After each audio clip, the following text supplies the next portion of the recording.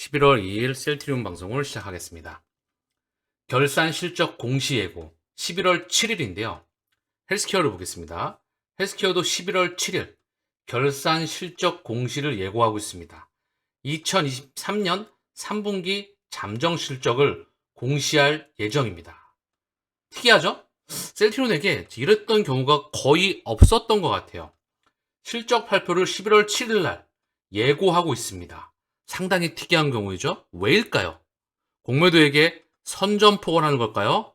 실적 좋으니까 집에 가라. 또는 개인주들에게 조그만 힘을 내 11월 7일까지야 라고 이야기를 하는 것일까요? 무엇이든 간에 이 두 개 안에 포함되기를 기대해 봅니다. 3분기, 4분기 실적 기대해도 좋다. 합병, 성공, 신약 허가, 실적 찍힌다. 이제 얘네가 집에 가야 될 때가 되지 않았을까요? 오늘 증시가 반등이 나왔습니다. FMC에서 금리를 동결했죠. 예상대로. 그리고 제롬 파월 연준 의장에서 실제로 예상치를 어긋나는 말이 없었다. 시장은 비둘기적으로 해석을 했다. 제가 일관되게 말씀을 드렸지요. 금리 동결 구간 동안에 시장이 상승으로 전환될 위험 시그널로, 탐욕의 시그널로 전환될 확률이 무척 높다. 퍼펙트 스톰, 경제 폭락과 다가오는 시스템 위기, 그 이전에 마지막 피날레를 금리 동결 구간, 작지 않은 동안입니다. 짧지 않은 기간 동안에 시장에 랠리가 펼쳐질 확률이 무척 높겠죠. 오늘 국내 증시의 반등은 그동안 2차전지가 폭락을 했었죠. 폭락했던 거에 대한 2차전지주의 반등, 그리고 반도체 섹터로 자금이 들어왔는데요. 오늘도 셀트리온은 공매도와 자사주의 대결이었을까요? 그 시점이 11월 7일까지만 일까요? 개인주들에게 견뎌보세요. 조금만 견디세요. 또는 공매도한테 선전포고를 선언하실 거니까요.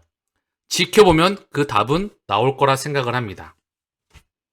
비둘기 색채 짙어진 FMC에 원달러 환율은 12원 뚝 떨어졌다. 원화 강세이다. 일관되게 말씀을 드렸죠. 국채금리 하락, 원화의 강세, 위안화의 강세, 주식의 강세. 이 흐름이 나올 확률이 무척 높다 말씀을 드렸지요. 미국 연준 2회 연속 금리 동결. 경제 성장 속도 강력하다. 금융 상황은 주시하겠다. 그냥 이야기하고 있는 것으로 보여주고 있습니다. 금리 인상 구간은 끝난 것으로 사료가 되고요. 자, 금리 인상을 공식적으로 멈추었다. 중단 발표는 없었어요. 그러나 시장은 이미 끝난 것으로 받아들였다. 자, 그러면서 경제 성장률, 고용시장, 물가 상승률, 금융 여건에 대해서 대부분 이야기를 했는데 우리가 알고 있는 선 안에서 자, 금리 인하는 논의조차 없다. 다음번 데이터를 통해 12월 달에 금리를 오를 수 있을지 거기에 대한 부분은 아직 정확하게 나온 게 없다. 아직 결정을 내린 바 없다. 내년에 금리 인상이 있을 것인지 질문에 대해 아직은 결정을 내린 바 없다. 그러나 시장은 금리 인상이 종결되었다. 긴축이 끝났다라고 받아들였습니다. 저는 일관되게 지난 방송을 통해서 말씀을 드려왔습니다. 연준의 기준금리 인상 구간은 이전에 이미 끝났습니다. 금리 이슈는 지나갔다. 그리고 그 안에 시장이 위험 시그널로 바뀌어질 확률이 무척 높다 말씀을 드려왔죠. 자, 그래서 시장 상황을 한번 살펴보겠습니다. 오늘 코스피는 1.81, 코스닥은 4.5 상승 마감하였습니다. 상승폭이 꽤나 컸죠. 이 상승폭의 대부분은 2차 전지와 반도체가 담당을 했어요. 에코프로 8.71, 에코프로 BM 15.06, 삼성전자 1.60. 자, 얘네가 대부분 상승으로 끝났고요. SK 하이닉스도 4.16, 포스코홀딩스 6.21. 얘네가 대부분의 상승폭을 담당했고요. 셀트리온은 오늘 0.27 강보합, 헬스케어는 0.15 약보합, 제약은 2.82 상승으로 마감을 하였습니다. 셀트리온과 헬스케어 합병의 당사자들이죠. 딱 하고 맞고 있더니 회사에서 딱 하고 좀 전에 보셨죠? 11월 7일 날 합병 실적 소식 나갈 거야. 11월 7일이다. 그만 건드려라. 집에 가라 이제. 라고 저는 이야기하는 것처럼 보여지고 있습니다. 자, 해외 증시의 흐름을 보면은요. 간밤, 어젯밤이죠. 나스닥이 죄다 빨간불입니다. 나스닥이 1.64, 다우가 0.67, S&P가 1.05 상승하였다. 성장주의 대표 섹터인 나스닥이 1.64, 니케이 1.1% 상승, 항생과 상해와 항생은 각각 0.45 하락, 항생은 0.75 상승. 영국, 프랑스, 독일 죄다 상승권에서 움직이고 있습니다. 위험 시그널을 나타내고 있어요. 그리고 미 국채금리 2년물의 흐름을 보겠게요. 1개월 하루 동안에 봐도 국채금리가 하락. 1개월물의 흐름을 봐도 하락 추세를 이제 그려갑니다. 제가 지난 방송에서 블랙록과 뱅가드가 바닥, 국채 가격이 똥값에 있을 때 긁어 모았다. 국채의 흐름을 바꾼다. 국채 금리의 하락, 국채 가격의 상승입니다. 경기 침체와 안전자산으로 매입을 하는 게 아니고요. 국채 가격이 똥값이기 때문에 금리의 하락으로 이어진다. 여기에 위험 시그널로 나타나게 된다. 이 부분은 미중 정상회담 또는 기타 매크로 이슈들과 갖가지 맞물리면서 진행되는 것으로 저는 예측하고 있습니다. 고로 이제 다가오는 위험 시그널로 오지 않을까. 지난 짧지 않은 시간 동안 이들은 시장을 공포로 밀어왔습니다. 가격을 통해서, 매크로 이슈를 통해서, 전쟁을 통해서, 미디어를 통해서, 지표를 통해서, 연준의 금리 긴축을 통해서, 국제유가의 상승을 통해서 개인들과 모든 참여자들을 공포로 몰아왔죠. 제가 근데 일관되게 말씀을 드렸죠. 빠질 때마다 모아가라. 자, 나스닥 해외 증시 흐름 한번 쭉 볼까요? 나스닥 상승이 쭉쭉쭉 나오고 있죠. 그러나 아직까지 하락 추세를 돌파하지 못했습니다. 이 단기 하락 추세를 돌파를 해야 되겠지요? 그치요? 요 하락 추세. 자, 일봉상으로는 돌파를 했네요. 그쵸? 그러나 다시 한번 말씀을 드리지만 주봉상으로 나스닥이 죄송합니다. 유로스톡스였어요. 일봉상으로 이 나스닥이 단기 하락 추세를 돌파를 해야 됩니다. 그쵸? 아직까지 격차가 있어요. 요거 돌파를 해야 됩니다. 자, 그러면서 S&P 죄다 전 세계 증시가 바닥권에서 상승으로 나오고 있어요. 누가 보면 5년한 하락세이죠. 하락 추세. 자, 뚫어내면서 이 흐름을 바꿀 것으로 저는 보고 있습니다. 자, 니케이도 마찬가지고요. 독일. 그쵸? 여기만 보시면 돼요. 유로스톡스. 마찬가지 흐름입니다. 상해도 바닥에서 상승이 조금 나왔고요. 중국에 대한 경기 폭락 이슈와 부동산 폭락 이슈. 이게 또 시장을 엄청나게 짓눌렀죠? 이게 글로벌 금융 위기로 갈 것이다. 그죠? 제가 일관되게 그 말을 걸러왔어요. 이때는 2008년도와 다르다. 전 세계로 그 물량이 파생이 돼서 레버리지가 돼서 확장했었어야 되는데 그렇게 되지 않았기 때문에 그리로 갈 확률이 무척 낮다. 이제 우리는 탐욕의 시그널을 기다리면 됩니다. 오늘 셀트리온의 자사주 신청 내역은 24만 2,600주, 체결 수량 24만 2,600주, 전량 체결되었습니다. 헬스케어도 자사주 신청 24만 4,000주, 전량 다 체결되었습니다. 셀트리온의 호가창을 보게 되면 여전히 그들이 가격을 통제하고 있어요. 그러나 그 시간이 상승짝으로 돌아나가면 결국 시장이 돌아나갔을 때, 실적이 찍혀나갔을 때 매수세는 붙을 수밖에 없습니다. 막을 수 있으면 막아봐. 자, 삼성 창구, 신한 창구를 통해 가격이 늘 매도 창구에 있었고요. NH.